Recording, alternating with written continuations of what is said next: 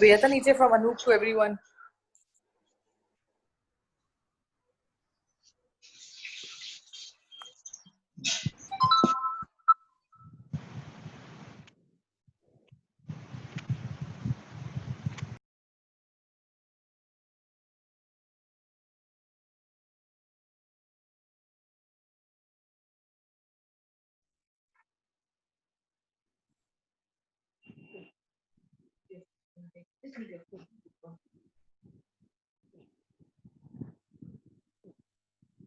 कुछ दे दियो रखा उसने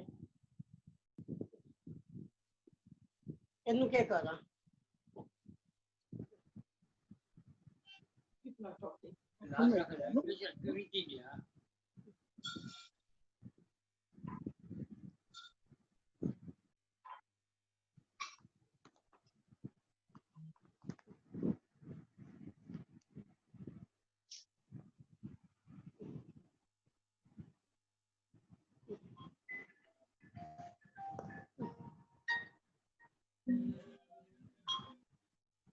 हेलो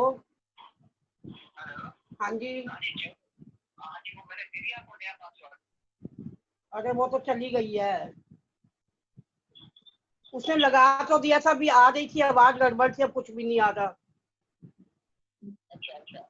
अब तो गोविंद भाई भी नहीं आ रहा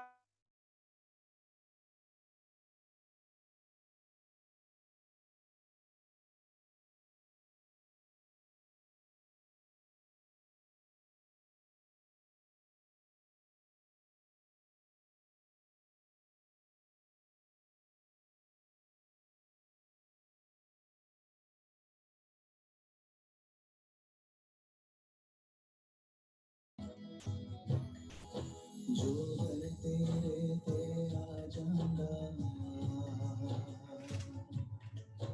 वो असल खजाने पा जांदा जो बल तेरे ते आ जांदा वो असल खजाने पा जांदा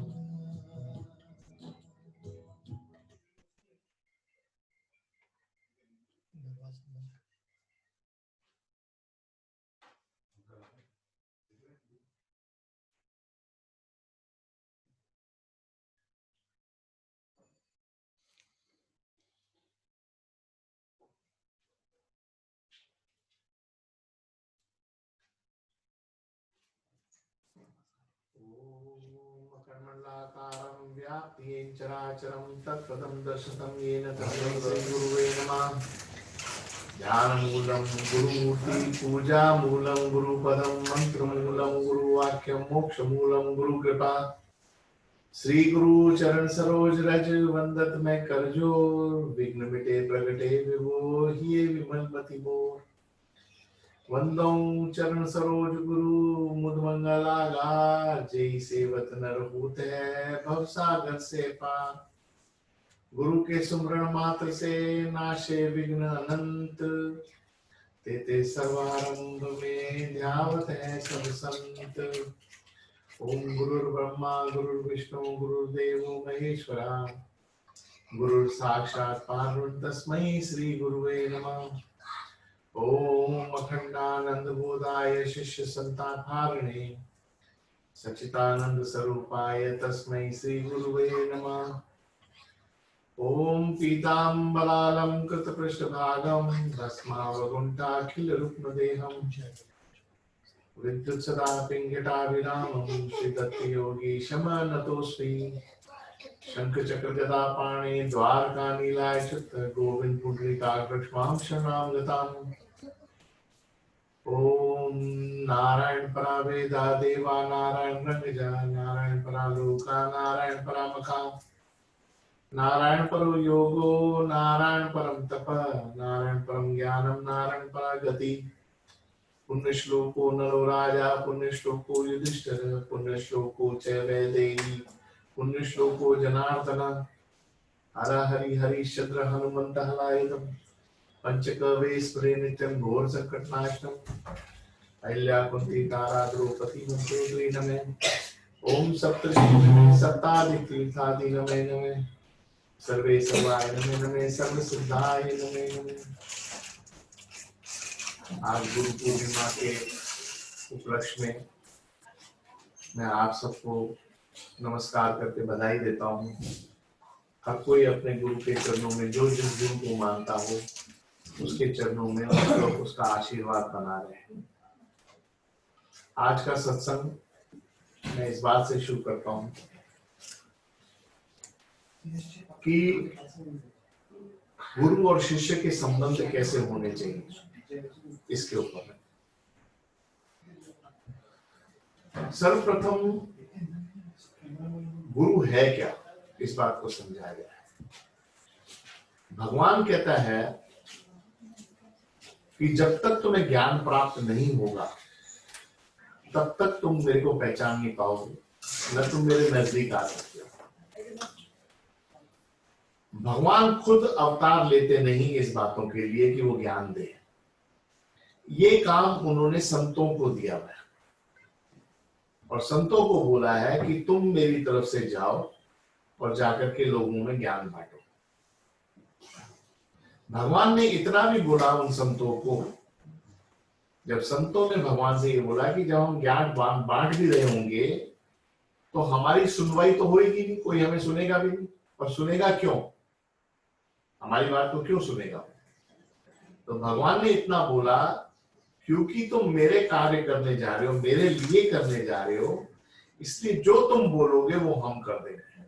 भगवान ने उनसे वादा किया कि जो भी संत मेरा होगा वो जो भी मेरे मुंह से निकाल देगा उसका मैं प्रॉमिस करता हूं, भगवान कहता है कि मैं पूरा करूंगा, पर तुम जाकर के ज्ञान बांटो। पर कंडीशन यहाँ पे ये है कि गुरु ऐसे मिलते नहीं है जो ज्ञान बांट सके, क्योंकि पुराने जमाने में गुरुकुल होते थे। बच्चा जाकर के 20-25 साल गुरुकुल में पढ़ता था, तब जाकर के गुरु उसको ज्ञान दे पाते थे। आजकल वो सिस्टम है नहीं, न गुरुकुल है, न सिस्टम है, न क्या है। तो अब गुरु जो है वो ज्ञान दे तो दे कैसे, क्योंकि बिना गुरु के साथ रहे न गुरु के स्वभाव, ज्ञान मिलता कब है? ज्ञान तब मिलता है जब गुरु का स्वभाव समझ आए। ज्ञान बोलने से नहीं मिलता है, उसका स्वभाव समझ आना चाहिए। स्वभाव के साथ तुम बह सकते हो, बोलने के साथ लिमिटेड रहेगा आदमी। तो वैसा गुरुकुल है नहीं। तो भगवान ने क्या किया, इसका एक तरीका और निकाल दिया कलयुग में। उसने कहा कि ठीक है, जो भी गुरु के पास जाएगा वो चाहे साल में 1 दिन सेवा करे, 2 दिन करे, 3 दिन करे, उसको वो अफेक्ट मिलेगा और वो उससे नाम ले। उस नाम के जपने से मैं उस आदमी का ज्ञान बढ़ाता चला जाऊंगा। और वहीं से ये नाम की प्रतिक्रिया चली। हालांकि नाम ये तो बहुत पुराना था, पर पहले यज्ञों द्वारा, सिद्ध पुरुष द्वारा, मेडिटेशन द्वारा, अनेक तरीके से लोग परमात्मा के पास पहुंचते थे। पर कलयुग में भगवान ने एक बहुत सिंपल सिस्टम बना दिया है कि जो अपनी गुरु की शरण है और जो नाम जपता है उसको मैं आस्ते आस्ते अपने पास ले लूंगा। ये कलयुग की कंडीशन डाली भगवान ने, क्योंकि कलयुग में आदमी की उम्र 60-70 साल आकर के रह गई है। ये आने वाले और 20-30-40 सालों के अंदर आदमी की उम्र मैक्सिमम 45 साल रहेगी। लोग जल्दी मरने लग जाएंगे। अब 100 का तो बहुत मुश्किल से कभी कभी सुना जाता है। 100 साल की जो पीरियड थी आज से 20-30 साल पहले थी कि आदमी 100 साल तक जीता था। अब ये 100 साल वाला सिस्टम भी खत्म हो गया। आजकल 75, 80, 85, 90 तक आदमी निकल लेता है, वो भी आखिर के 5-10 साल काफी बीमारी पड़ता है। तो पहली बात तो वो गुरु का स्वभाव समझ आना चाहिए, और गुरु के पास रहने से गुरु का स्वभाव समझ आता है। जैसे एक बाप अच्छा है और लायक बाप है, अगर बेटा उसके अंदर नहीं रहा होगा तो उसको बाप का एहसास नहीं होएगा। चाहे बाप ने उसको कितने भी पैसे दिए हो, फॉरेन में पढ़ाया हो, उसको हॉस्टलों में अच्छी जगह पढ़ाया हो, पर उसको बाप का स्वभाव नहीं समझ आएगा। बाप का स्वभाव साथ रहने से ही समझ आएगा कि मेरा बाप नरम दिल का है, अच्छे दिल का है, दया दिल का है, केयरिंग है, नहीं केयरिंग है, कहाँ मुझे ज्ञान देता है, कहाँ मुझे रोकता है, उसी तरीके से गुरु के साथ भी रहना जरूरी है। अगर परमात्मा का ज्ञान चाहिए तो उसके बगैर नहीं चलेगी गाड़ी। इसीलिए पुराने जमानों में आश्रम बनाए जाते थे, ताकि आकर के शिष्य जो है 10-15 दिन अपनी गुरु की सेवा करे, गुरुओं की सेवा करके अपना ज्ञान प्राप्त करके चला जाए। अब क्वेश्चन है शिष्य कैसा होना चाहिए। गीता के अंदर अर्जुन ने अनेकों प्रश्न किए कृष्ण से, और करते करते उन प्रश्नों का जो है हिसाब इतना बड़ा हो गया, कितने श्लोक निकल गए। एंड में कृष्ण भगवान ने अर्जुन को बोला, अर्जुन सुन, मेरी बात सुन ले, आज तेरे से अगर कुछ भी नहीं होता, न तेरे से ध्यान होता है, न तेरे से पूजा होती है, न तू यज्ञ कर्म कर सकता है, न तू धर्म के काम कर सकता है, तू इन सब में कंफ्यूज रहेगा जिंदगी भर। एक काम सिर्फ कर ले, तू सिर्फ मेरी शरण में आ जा, फिर मैं अपने आप ही जो कुछ होएगा संभाल लूंगा। उसके बाद अर्जुन चुप हो गया। लास्ट का श्लोक ये बोला गया, सर्वधर्मान परित्यज्य मामेकम शरणम व्रज। सर्व धर्मों का आश्रय छोड़ के, धर्म कौन से?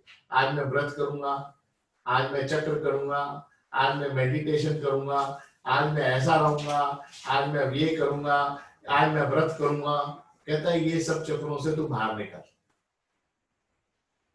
जो काम ब्राह्मणों के हैं ब्राह्मण करे, जो काम क्षत्रियों के हैं क्षत्रिय करे, जो काम व्यापारियों के हैं व्यापारी करे, जो शूद्रों के काम है शूद्र करे। ये भगवान ने कहा है। हम व्यापारी हैं, अगर हम 24 घंटे व्यापार में दिमाग नहीं देंगे तो फिर हम व्यापारी, फिर तो हम गेरुए कपड़े पहन करके बैठ जाए मंदिर में।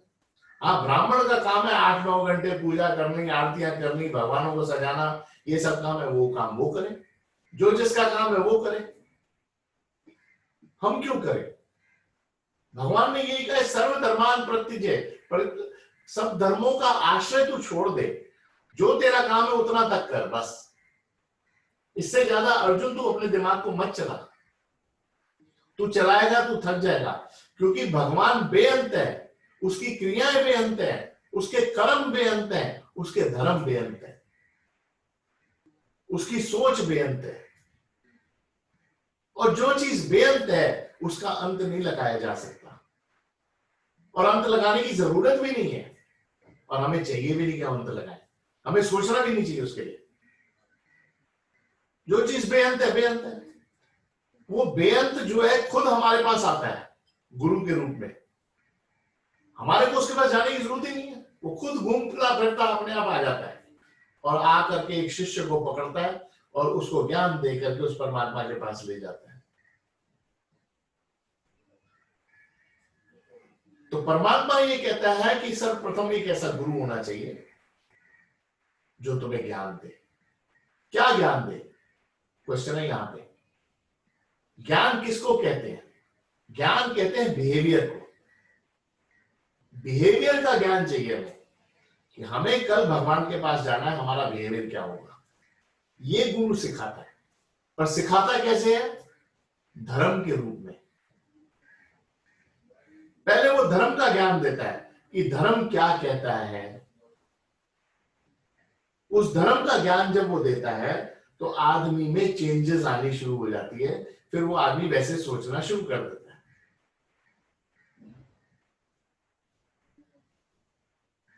जैसे एक आदमी के घर में किसी की डेथ हो गई, 6 महीने तक रोता ही रहेगा उसके पीछे।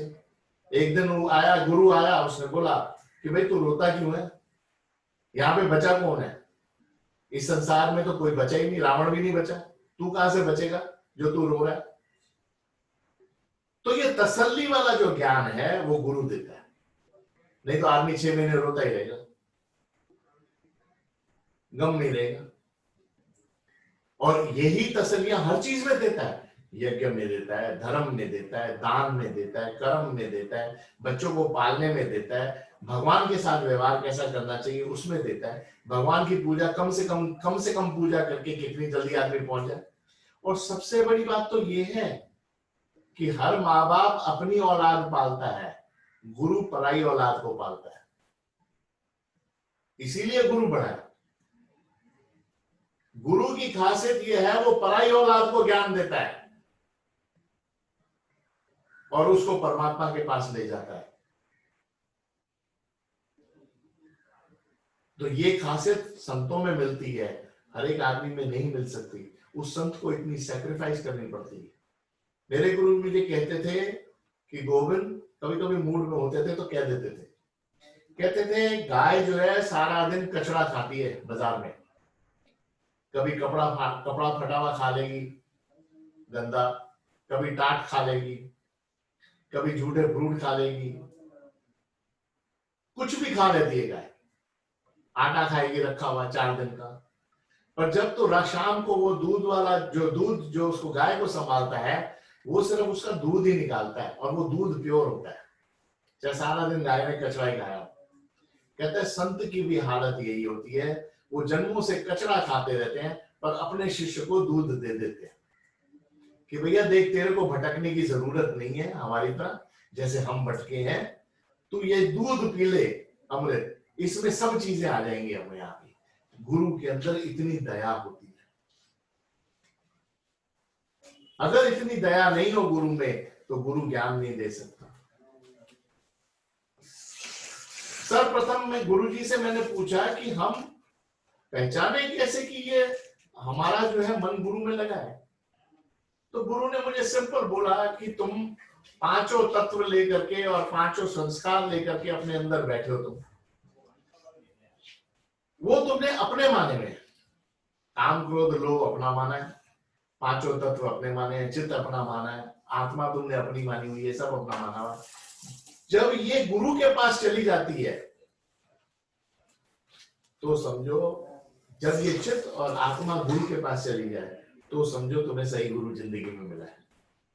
जब तुम्हारा मन वहां लगना शुरू हो जाए, जब तुम्हारा चित्त वहां लगना शुरू हो जाए, जब तुम्हारी आत्मा उसमें लगनी शुरू हो जाए, तो ये समझ लो वो तुम्हारा गुरु है, चाहे कोई भी हो।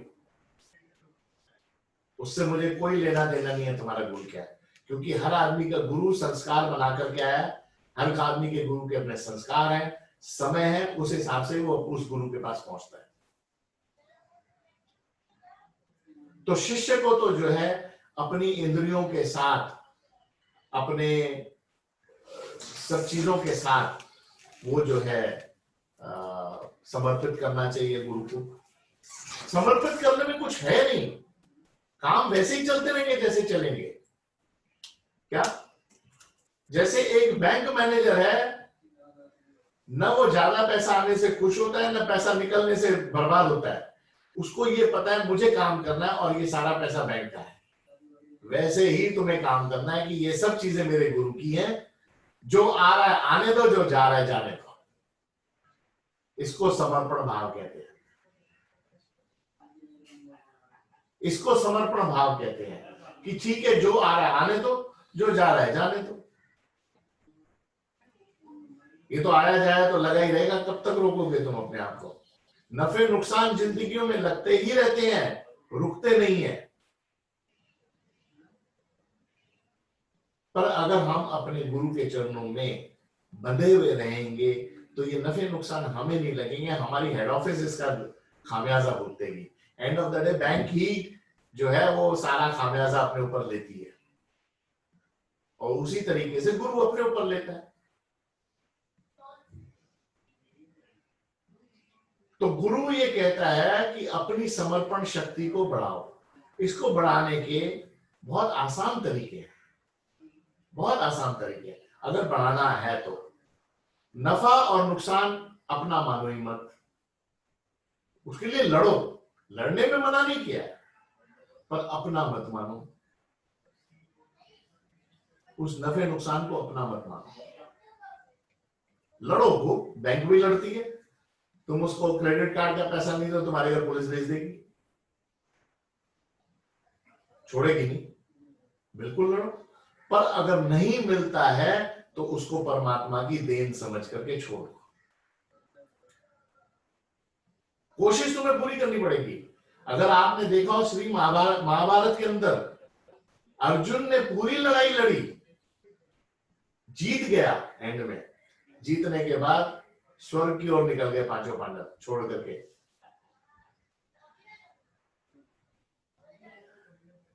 अपना निकल लिए। कहता अब हमारा काम खत्म हुआ, हमने जीत लिया, हमारे को ये राज्य किसी काम नहीं आएगा। हमें भी पता हमारे बच्चे नहीं बैठेंगे यहाँ, क्योंकि पांचों बच्चे तो मार दिए थे, एक पोता ही बचा था अभिमन्यु का बेटा, उसको दे करके अपना निकल गए। तो लड़े तो वो पूरा, लड़ने में भगवान मना नहीं करता है, पर एंड में सब परमात्मा का मानो, ये परमात्मा कहता है, तुम्हारा कुछ नहीं है। क्योंकि कर्म क्षेत्र में हमें भेजा है भगवान ने। कहते हैं इस धरती पे मैंने कर्म करने भेजा है। इस कर्म में तुम्हारे को ध्यान क्या रखना है कि धर्म क्या है। इस कर्म में तुम्हें ध्यान रखना है कि धर्म क्या है। बस अगर दूसरे का पैसा है तो दो, दूसरे की इज्जत है तो वापस दो, दूसरे का काम है तो वापस दो, ये सब चीजें दो। तुम अपना कर्म पूरा करो और उसमें धर्म ढूंढो। धर्म क्या कहता है?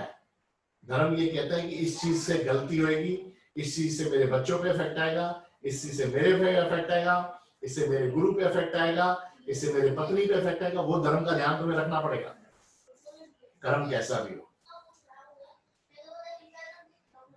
कृष्ण ने एक ही बात बोली अर्जुन को, अर्जुन तू पहली बात तो क्षत्रिय पैदा हुआ है, तेरा काम ही है लड़ना, या तो तू क्षत्रिय पैदा नहीं होता। दूसरा, तेरा काम है तेरे को अपना राज्य वापस लेना, ये तेरे पिता का राज्य था। तीसरा, ये राज्य वाज्य कोई काम नहीं आएगा, मैं ही काम आऊंगा, ये भी तू लिख ले, काम कुछ नहीं आएगा तेरे लिए। तो कर्म तो तेरे को पूरा करना पड़ेगा, धर्म भी पूरा करना पड़ेगा, पर अंत में काम तुम्हें गुरु ही आएगा। इसीलिए क्या होता है कि जो सही, जैसे अर्जुन है, इतने कर्म करने के बाद, धर्म करने के बावजूद भी सब कृष्ण के चरणों में समर्पित कर दिया। इसी को ही पूरा शास्त्र कहता है कि जो ऐसा करता है इस धरती पे, वो परमात्मा को प्राप्त करता है। आप सत्यनारायण की कथा ले लो, सब कर्म किए जो पांचों ने, एंड में क्या किया? श्री सत्यनारायण व्रत की कथा की। महाराज हम जानते नहीं है, सब तू ही कुछ है, अब तेरे को तो ब्रह्मा विष्णु महेश भी नहीं जानते, हमने तेरे चरणों में दिया। उसी तरीके से अपना सब कुछ करके जो भी तुम कुछ कर्म करो, तुमने अपने पूरे दिन में कोशिश की, नहीं हुआ कोई दिक्कत नहीं, पर वो रात को जो कर्म है परमात्मा को समर्पित कर दो कि भगवान हमने तो किया, अब तू देख, तेरा काम देख। ये समर्पण शक्ति जब बढ़ती है तो गुरु ज्ञान देना शुरू करता है।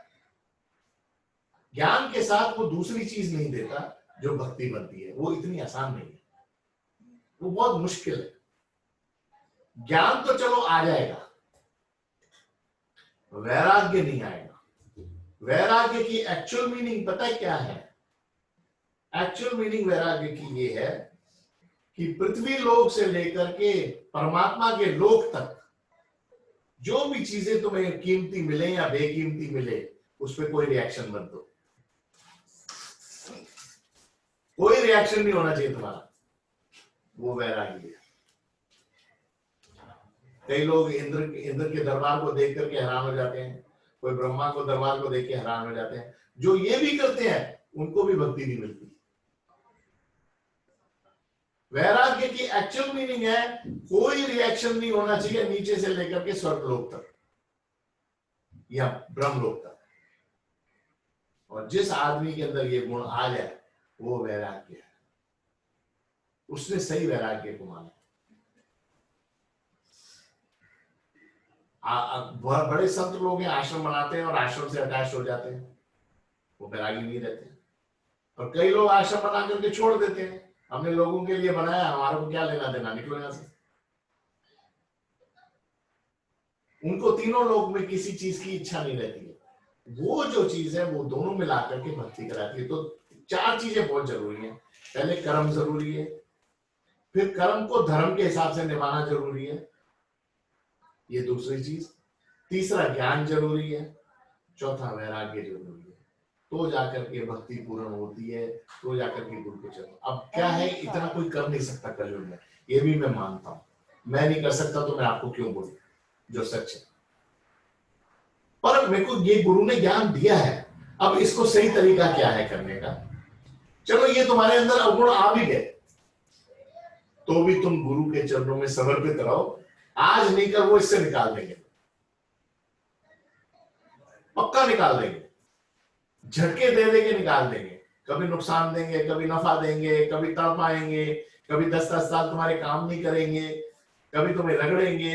ये तुम्हारे को आस्ते आस्ते आस्ते आस्ते करके, जैसे एक बच्चा होता है जब वो चलना सीखता है तो माँ बाप की इच्छा होती है उसको पकड़े, पर कई बार नहीं भी पकड़ता, कहता है इसको चलने दे।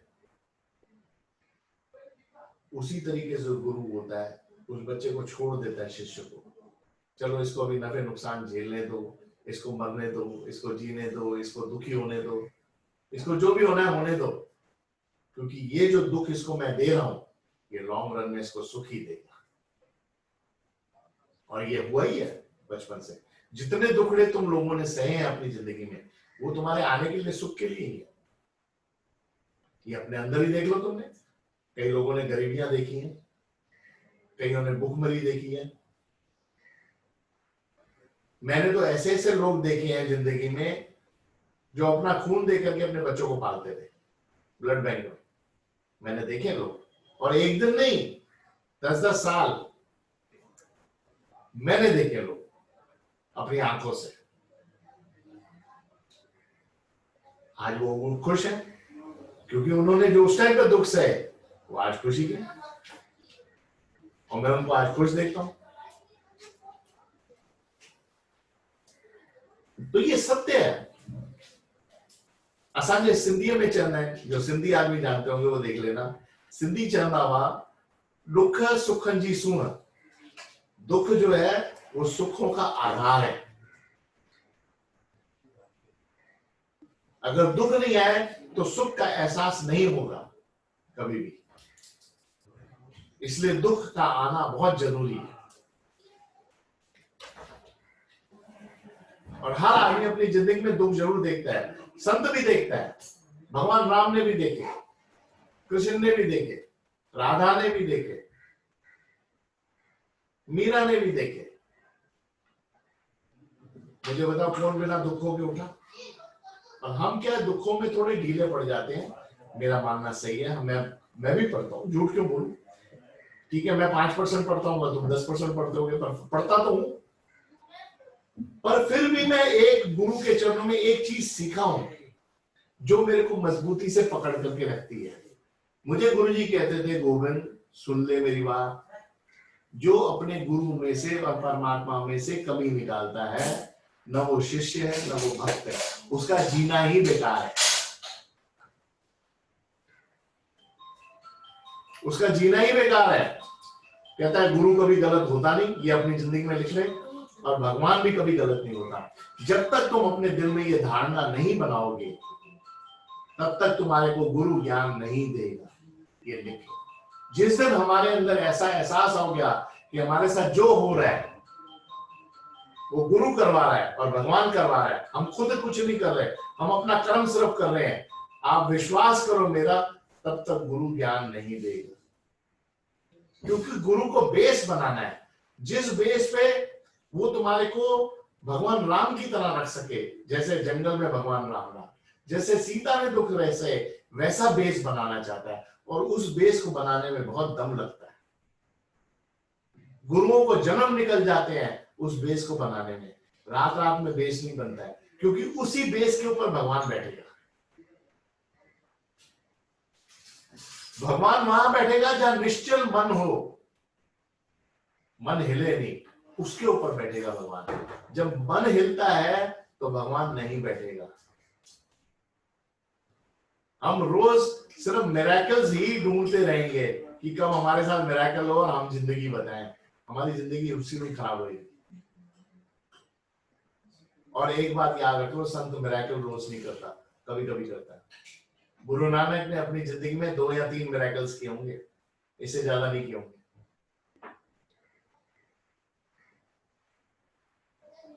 तो कर्म धर्म का आधार है। धर्म रूपी कर्म करने से हम परमात्मा की शरण में अच्छी तरह लगेंगे। धर्म रूपी कर्म करने से। धर्म का आधार क्या है? धारण।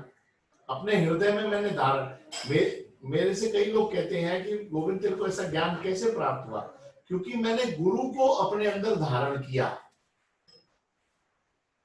मैंने ये धारण किया अपने हृदय के अंदर कि ऐसा गुरु कभी मिलेगा नहीं जिंदगी में। यही गुरु मुझे ज्ञान दे सकता है। इसी ने ही मुझे अपनाया है और यही मुझे सहारा दे। जब मैंने ऐसा धारण किया तो ज्ञान उत्पन्न हो गया मेरे अंदर। फिर जो मेरे आमने सामने चीज आती थी वो ज्ञान देके जाती थी। ज्ञान जरूरी थोड़ी गुरु दे, एक बच्चा भी तुम्हें दे सकता है, भाई दे सकता है तुम्हें ज्ञान, बीवी दे सकती है, माँ दे सकती है। फिर वो गुरु जो है उनके अंदर बैठ करके खेलता है। कभी कभी बीवी के थ्रू ज्ञान दिला देगा, कभी माँ के थ्रू ज्ञान दिला देगा, कभी पड़ोसी के थ्रू ज्ञान दिला देगा। तब तुम्हारा दिमाग खटकेगा, ओ ये भी होता है, ये तो बहुत अच्छी इसने बात बताई। पर आप ये मत भूलो वो किसने दिया ज्ञान? वो ज्ञान गुरु ने दिलवाया। क्योंकि गुरु घट घट वासी है, वो जहां मर्जी बैठ करके भी ज्ञान दिला सकता है। वो कहीं पे भी ज्ञान दिला सकता है तुम्हें। वो हरिद्वार में बैठे हुए एक पंडित से ज्ञान दिला सकता है। उस वक्त भूलना मत कि हरिद्वार के पंडित ने ज्ञान दिया।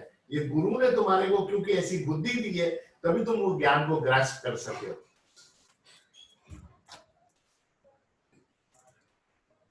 तो ज्ञान जो है वो कहीं से भी दिला सकता है। वो कोई बड़ी बात नहीं है। मैंने बच्चों से भी ज्ञान लिया वो करके, मैंने बच्चों से सीखा है बहुत।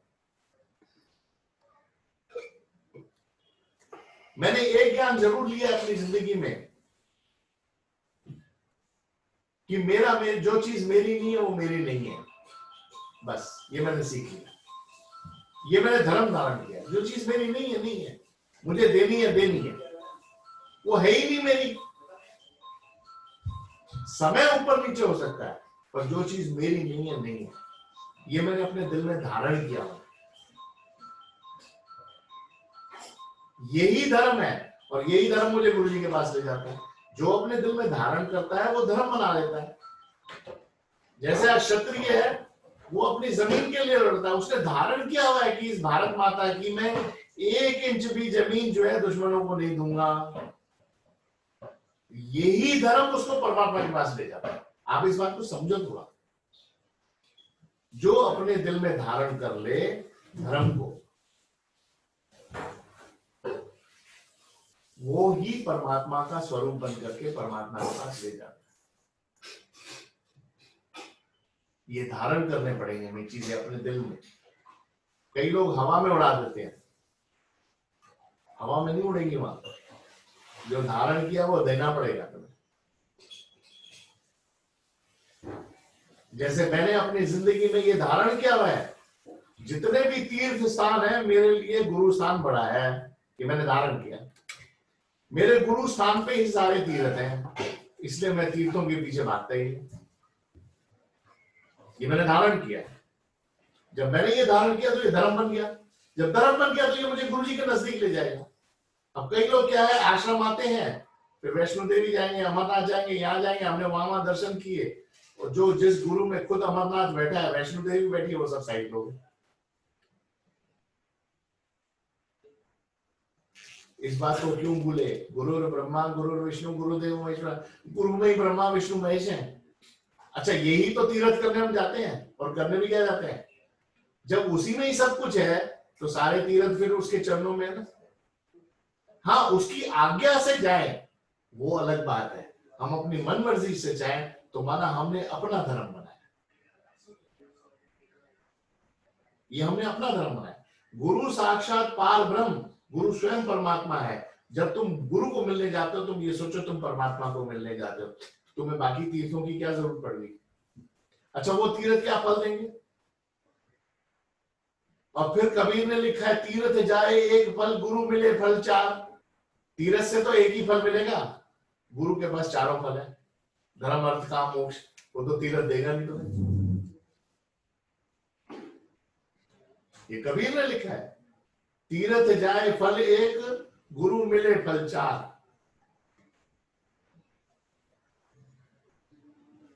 तो ये धारण करना पड़ेगा। जिसने धर्म को धारण किया है वो ही गुरु से ज्ञान ले सकेगा।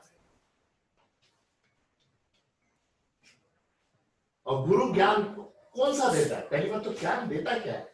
गुरु ज्ञान इस चीज को देता है कि परमात्मा तुमसे चाहता क्या है। गुरु ये ज्ञान देता है। परमात्मा तुमसे क्या चाहता है, तुम परमात्मा से क्या चाहते हो ये ज्ञान नहीं देता। परमात्मा तुमसे क्या उम्मीद कर रहा है, जब वो ज्ञान आ जाए कि परमात्मा तुमसे क्या उम्मीद करता है तो समझो ज्ञान आ गया। और वो ही ज्ञान जो है परमात्मा के पास तक चलता है। फिर परमात्मा आस्ते आस्ते आस्ते वैराग्य देता है। इतनी जल्दी नहीं देता है, पर टाइम लगता है भगवान को वैराग्य देने में, क्योंकि वैराग्य की स्थिति जो होती है बड़ी ऊंची होती है। इतनी आसान नहीं है। अच्छे अच्छे संत इसमें भटक जाते हैं, अच्छे अच्छे ऋषि मुनि भटक जाते हैं इसमें। रावण तक भटक गया इसमें, जो सब देवताओं पे पहरा देता था। तो इतना आसान नहीं है ये, पर आस्ते आस्ते आस्ते आस्ते आस्ते पहुंच जाएगा। कोई दिक्कत नहीं। एक जन्म नहीं, दो जन्म नहीं, 4 जन्म, 5 जन्म, गाड़ी है ये तो चलती रहेगी। मेरे गुरु कहते थे जो गुरु के प्रति समर्पित है वो गुरु का खाते हैं, जो समर्पित नहीं है वो अपने भाग्य का खाते हैं। और भाग्य उसको धोखा दे सकता है, गुरु धोखा नहीं दे सकता। ये मुझे गुरु जी कहते थे। कहते हैं जो गुरु की कृपा का खाता है उसको धोखा कहीं नहीं, और जो भाग्य का खाता है उसको धोखे ही धोखे हैं। क्योंकि भाग्य तो ग्रहों के हिसाब से चलेगा, कभी ऊपर कभी नीचे, कभी कैसे कभी कैसे। कृपा एक सम होती है। हो गई बात खत्म। आज तक नारद मुनि पे कृपा है, ध्रुव तारे पे कृपा है, भक्त प्रहलाद पे कृपा है, ब्रह्मा पे कृपा है, शिव जी पे कृपा है। ये चेंज नहीं होती है। गणेश पे कृपा है। जिस पे कृपा नहीं होती है उसकी रोज की बैरोमीटर चेंज होती है। ये उस हिसाब से चलता है। तो मेरा एक ही सिर्फ आपसे कहने का अर्थ है, आज गुरु पूर्णिमा पे हर कोई अपने गुरु के चरणों में समर्पित रहे और उस ज्ञान की कामना करे जो गुरु उनको दे सकता है। मैं तो चाहूंगा हर एक को वो ज्ञान प्राप्त हो। ज्ञान प्राप्त होने से राग द्वेष मिट जाते हैं, कलह मिट जाते हैं, घरों में अंधन की कमी नहीं रहती है, कहीं ना कहीं से पैसा आता ही रहेगा। मुसीबत में भी आता ही रहता है, कितनी भी बड़ी मुसीबत हो पैसा आता ही रहता है, रुकता नहीं है। ये मैंने देखा ज्ञान के अंदर। आज तक भी मैं इतना जानता हूं, जो मेरे गुरुजी को जिन्होंने भी माना है, मैंने उनके घर में अन्न की कमी नहीं देखी है, चाहे कहीं से आए। 2 टाइम का खाना खूब खाते हैं और अच्छी तरह खाते हैं। उसको सोचना नहीं पड़ता कल के रोटी कहां से आएगी। इतना तो मैंने देखा है। जितने भी मेरे शिष्य रहे गुरु के, एक जना बता दो जिसको रोटी की कमी रही हो। हाँ, सुख दुखों में थोड़ा ऊपर नीचे होगा, वो अपने खुद के कर्म भी है, उसको भी तो भुगतान देनी है। गुरु जी को उसको भी तो बैलेंस करना है, क्योंकि कर्म धर्म तो तुम्हारे पैदा होने के साथ ही लिखे गए हैं। तो 90% तो वो काट देते हैं, 10% हमें भोगने पड़ते हैं, वो भोगेंगे। क्योंकि ब्रह्मा ने एक बारी कंप्लेन कर दी थी नारायण भगवान से कि महाराज एक मुझे बात बताओ, जब किस्मत मैं लिखता हूं तो ये गुरु कौन होता है जो बीच में आए? कौन है ये गुरु जो बीच में आकर के उस किस्मत को इधर उधर करता है? तो भगवान नारायण ने उसे बोला, ब्रह्मा सुन मेरी बात, मैं संतों में समाता हूं, संतों के चरणों में मैं लौटता हूं, मतलब लेटता हूं मैं। नारायण भगवान ने बोला मैं संतों के चरणों में लेटता हूं खुद, क्योंकि मेरा आहार भक्ति है और भक्ति संतों के पास है। भगवान नारायण कहते हैं मेरा खाना क्या है? भक्ति, और वो है संतों के पास, तो मुझे तो वहां लेटना ही पड़ेगा। तो क्या महाराज ये जो काट देते हैं किस्मत आदमी की, इधर उधर कर देते हैं, उसका क्या करें? कहता है इतना ही कर सकता हूं ब्रह्मा, तेरी भी लाज नहीं टूटे और संतों की भी लाज नहीं टूटे, इतना कर सकता हूं मैं कि 90% संत काट दे, 10% ब्रह्मा के लिए छोड़ दे भोगने के लिए। जो हम दुख भोगते हैं वो ब्रह्मा के रखे हुए 10% में से। ये मुझे गुरुजी बताते थे। जितने भी हम दुख भोग रहे हैं आज की डेट में, वो रखे हुए ब्रह्मा के 10% है, उसमें से भोग रहे हैं। 90% हम क्लियर है। और ये सत्य है, हम क्लियर है। मुसीबत पे हमारी इज्जत नहीं जाने देते, मुसीबत पे रोटी खड़ी रहती है हमारी, कहीं ना कहीं से हमारा काम कर ही देते हैं वो। तो मेरी एक ये सोच रही है इस गुरु पूर्णिमा के दिन, अब तो खैर वो गुरुजी जो हमारे शरीर में जो बड़े गुरुजी थे अब नहीं रहे हैं, पर वो छोटे गुरुजी के अंदर बैठे हैं। और मैं इस बात को जानता हूँ वो बैठे, क्योंकि वो मुझे बोल के गए थे कि गोविंद अगर मैं जाऊं तो जो भी मैं बैठा के जाऊंगा उसके अंदर मैं बैठूंगा आके, तुम उसको अपना गुरु मान करके अपने सलाह ले लो, काम करो। मानो बेशक बड़े गुरु को जिन्होंने माना है, तो छोटे गुरु से सलाह ले सकते हैं, स्वामी जी से। छोटा तो नहीं कहूंगा, पर स्वामी जी से सलाह ले सकते हैं, क्योंकि वो उसी पदवी पे बैठे हैं जिस पे गुरु बैठे हैं, और पदवी महान होती है।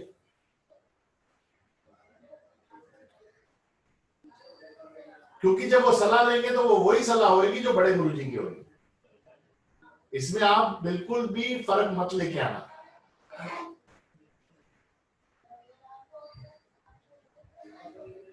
मेरी एक ही सोच है, कई लोग मेडिटेशन में फंसे हुए हैं, कई लोग चक्रों में फंसे हुए हैं, बाहर पैसा दे करके सीखते रहते हैं, हजारों रुपया। भगवान की भक्ति हजारों रुपया देने से नहीं सीखी जाती। भगवान की भक्ति मुफ्त है, और वही गुरु सिखा सकता है जो पैसे का लालची नहीं हो।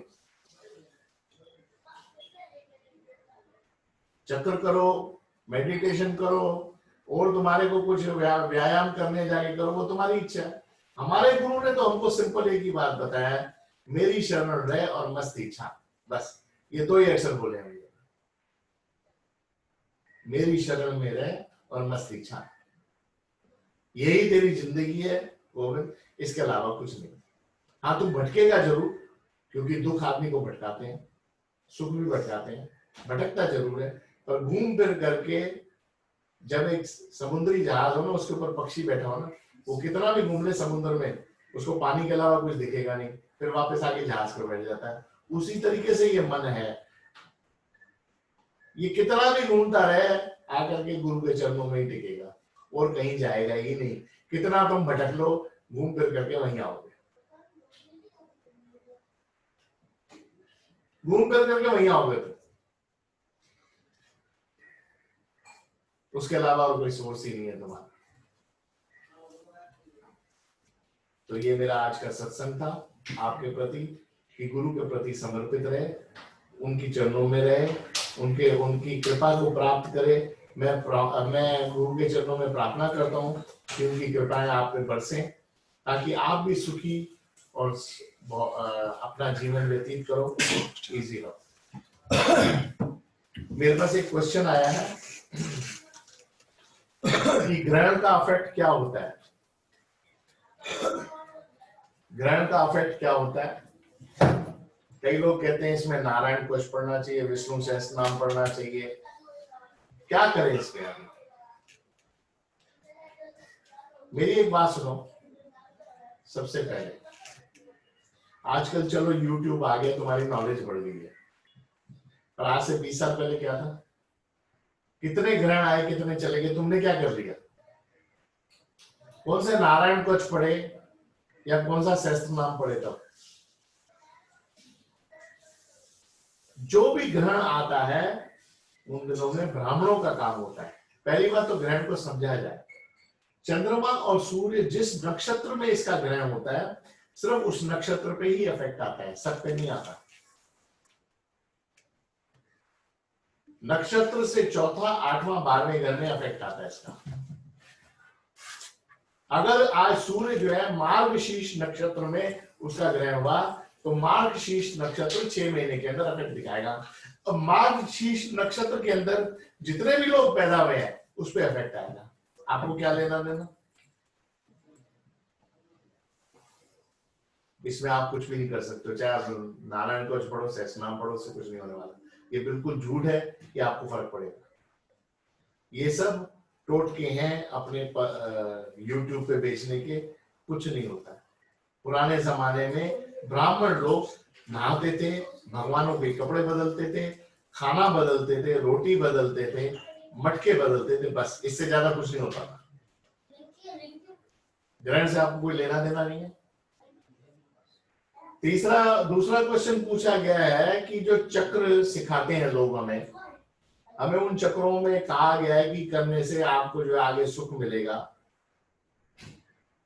इस या मेडिटेशन करो, इससे क्या फर्क पड़ने वाला है? इसमें गुरु हमारी कहाँ हेल्प करेगा या नहीं करेगा? पहली बात एक बार सुनो, मुझे गुरु जी कहते थे गोविंद, हर युग की एक अपनी करेंसी है। सतयुग की अपनी करेंसी है, द्वापर की अपनी करेंसी है, त्रेता युग की अपनी करेंसी है, कलयुग की अपनी करेंसी है। इस बात को याद रखना, जो मेरे गुरु ने मुझे बताया। कहते हैं सतयुग में तपस्या जो है मेन करेंसी थी भगवान की, क्योंकि आदमी की उम्र 1 लाख साल थी। भगवान राम के टाइम आते आते 10,000 साल की उम्र हो गई। भगवान राम की उम्र खुद 10,000 साल थी। आप कभी भी शास्त्र पढ़ लो। उस टाइम पे करेंसी जो है यज्ञ की और तपस्या दोनों मिक्स थी। आते आते फिर ये क्या कहते हैं, सतयुग, द्वापर युग आ गया। त्रेता युग राम का था, द्वापर जो है कृष्ण भगवान का युग था। कृष्ण भगवान का जो शुरू का युग था पहले का, उस टाइम पे तपस्या थी। आते आते आते आते ये खत्म हो गई और मेडिटेशन पे आ गई। भगवान राम के टाइम, भगवान कृष्ण के टाइम पे मेडिटेशन बहुत पॉपुलर थी। इवन कृष्ण अर्जुन ने मेडिटेशन करके ही भगवान शिव से हथियार लिए थे अपने। सब अपना मेडिटेशन करते थे। कलयुग आते आते आदमी की उम्र खड़ी हो गई है 60 साल 70 साल पे। कृष्ण के टाइम पे भी आदमी की उम्र 120 साल थी। 100 साल से ऊपर आदमी जीता था। आज से 50 साल पहले भी आदमी 100 साल जीता था। उसके बाद आते आते अब आकर के आके खड़ी हो गई है 70-80 के आसपास। 100 का आदमी तुम्हें बहुत कम मिलेगा जी, बहुत कम। 50 साल की सिल्वर जुबली करने वाले बहुत कम लोग मिलेंगे तुम्हें।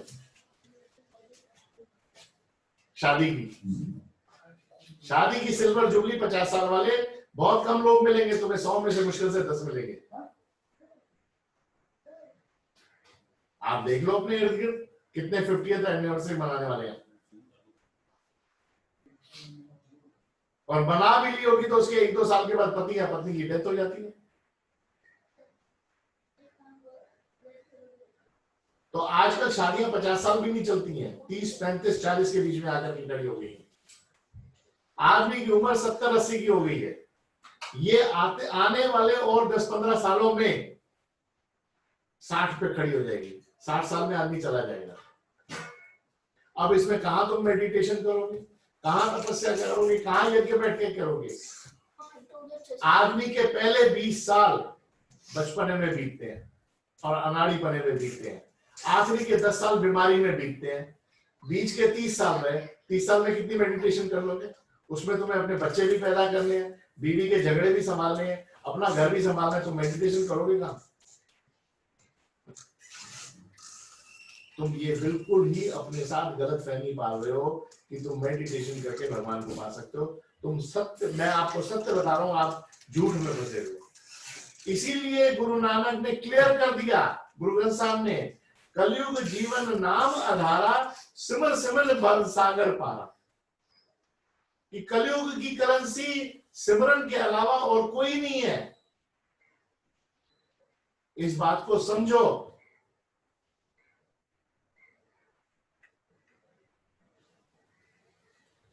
बाकी चीजों में तुम अगर फंसे रहोगे तो फंसे रहो, मैं तो इसके अलावा कुछ नहीं कर सकता हूँ। मैंने तो सिंपल ग्रामर सीखी अपने गुरु के चरणों में, और मैंने बहुत सिंपल वे से अपने गुरु के चरणों में परमात्मा को पाया।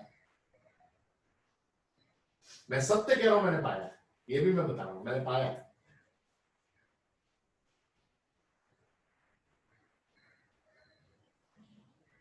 तो इस कहने का यही अर्थ है कि आदमी अपनी करेंसी देखिए, इस वक्त करेंसी कौन सी चलेगी। एक वक्त में सोने के सिक्के चलते थे, एक वक्त में फिर चांदी के चले, फिर तांबे के चले, फिर निकल के चले, अब एल्यूमिनियम के चले, अब तो पता नहीं कौन से मेटल के चल रहे हैं, स्टील के चल रहे हैं। ऑस्ट्रेलिया की प्लास्टिक की करेंसी चल रही है, हमारे यहाँ कागजों के नोट चल रहे हैं। तो जब करेंसियां सेम नहीं रही अपने युगों में, तुम भगवान की करेंसी कैसे सेम रखोगे?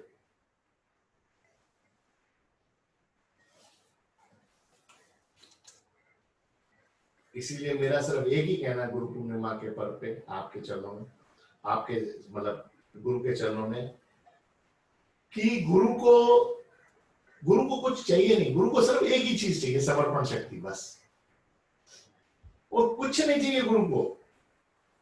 वो अगर समर्पण शक्ति एक बार पैदा हो जाए तो फिर आदमी चलता रहता है, गाड़ी उसकी खिंचती रहती है। फिर एक दिन ऐसा आता है आस्ते आस्ते गुरु उसको ऐसी जगह ज्ञान दे देगा, फिर वैराग्य दे देगा, और फिर उसको परमात्मा दे देगा। कौन कहता है कलयुग में परमात्मा लोगों ने नहीं देगा? मीरा कलयुग की है, तुलसीदास कलयुग का है, कबीर कलयुग के थे, जो विठला विठला बोलता था संत तुकाराम वो कलयुग के थे, संत ज्ञानवी सिर्फ कलयुग में थे, गुरु नानक कलयुग में पैदा हुए, गुरु गोविंद सिंह कलयुग में पैदा हुए। कौन कहता है परमात्मा नहीं मिलता है कलयुग में? मिलता है, 100% मिलता है। हमारे को अपने सिस्टम बदलने पड़ेंगे, बस यही समझ करके चलना पड़ेगा। जब तक हम अपने सिस्टम नहीं बदलेंगे तब तक हमारे अंदर कोई फर्क नहीं आने वाला, क्योंकि स्वभाव इतनी जल्दी बदला नहीं जा सकता, इसीलिए सिस्टम बदलता नहीं आदमी। स्वभाव में एडजस्टमेंट चाहिए, टफनेस नहीं होनी चाहिए। जब तक एडजस्टमेंट नहीं होगी स्वभाव में तब तक कोई काम नहीं होगा।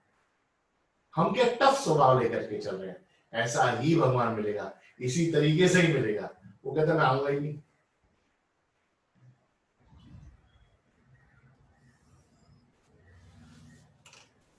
थोड़ा सॉफ्ट बनाना पड़ेगा अपने आप को, एडेप्टेबिलिटी करनी पड़ेगी, एक्सेप्टेंस करनी पड़ेगी।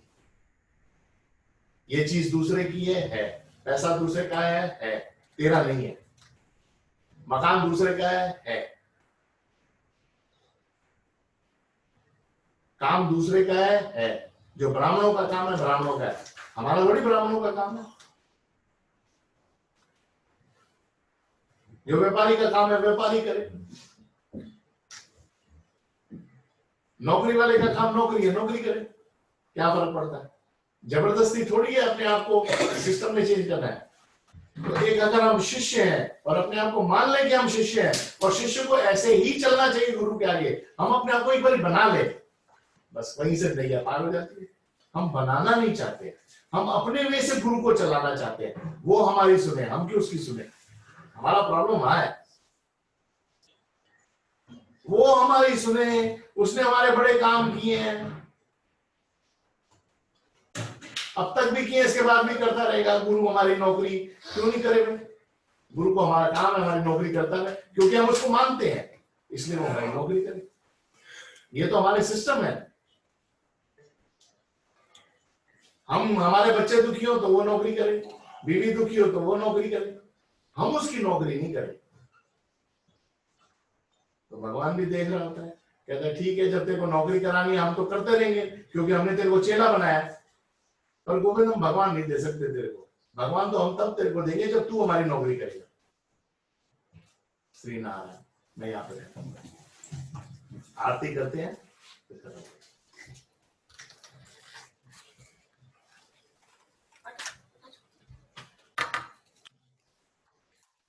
अच्छा है।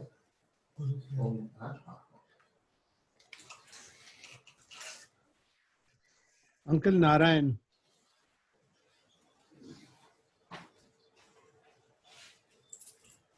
अंकल एक सवाल था।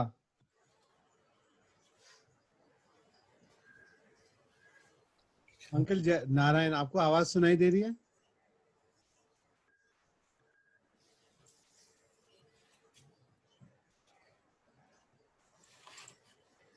जय गुरुदेव अंकल, आवाज सुनाई दे रही है?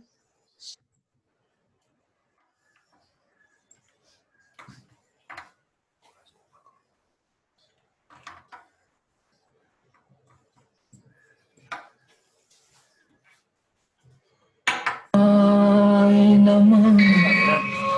ओम श्री सद्गुरु देवाय नमः। आरती श्री सद्गुरु महाराज की।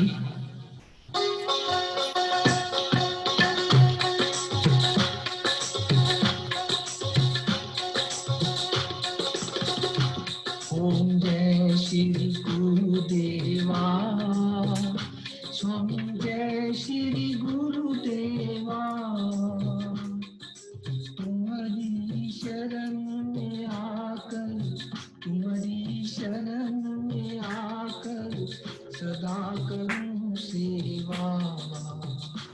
ओम जय श्री गुरुदेवा। ब्रह्मा विष्णु सदा शिव तुम सद्गुरु मेरे। स्वामी तुम सद्गुरु मेरे। तुम्हारी शरण में आकर, तुम्हारी शरण में आकर भाग जगे मेरे। ओम जय श्री गुरुदेवा। दीन दुखिन के संबल तुम सबके दाता। स्वामी तुम सबके दाता। तुम्हारी दया के स्वामी, तुम्हारी दया के स्वामी पार नहीं पाता। ओम जय श्री गुरुदेवा। तुम दासन के ठाकुर, तुम रक्षक दाता। स्वामी तुम रक्षक दाता। तुम्हारे रूप अनेकों, तुम्हारे रूप अनेकों कहा नहीं जाता। ओम जय श्री गुरुदेवा। तुम्हारा सिमरन करके शक्ति मिले दाता। स्वामी शक्ति मिले दाता। तुम्हारे दर्शन करके, तुम्हारे दर्शन करके पाप उतर जाता। ओम जय श्री गुरुदेवा। तुम नारायण स्वामी तुम इष्ट देवा। स्वामी तुम इष्ट देवा। तुम्हारी लीला नारी, तुम्हारी लीला नारी तुम देवन देवा। ओम जय श्री गुरुदेवा। सतगुरुदेव की आरती जो कोई जन गावे। स्वामी जो कोई जन गावे। कहे दासन को दासा, कहे दासन को दासा सुख संपत्ति पावे। ओम जय श्री गुरुदेवा। जय श्री गुरुदेवा। स्वामी जय श्री गुरुदेवा। तुम्हारी शरण में आकर, तुम्हारी शरण में आकर सदा करूं सेवा। ओम जय श्री गुरुदेवा। ओम जय श्री गुरुदेवा। स्वामी जय श्री गुरुदेवा। तुम्हारी शरण में आकर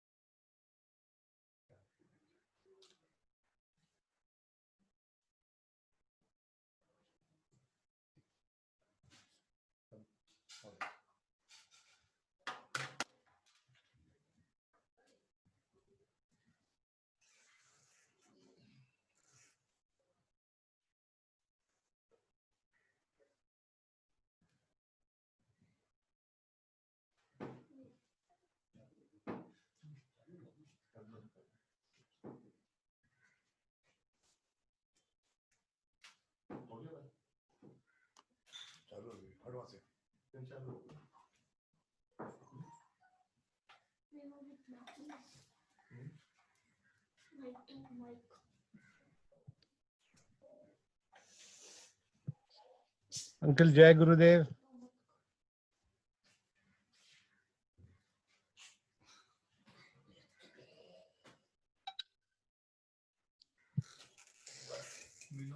चालू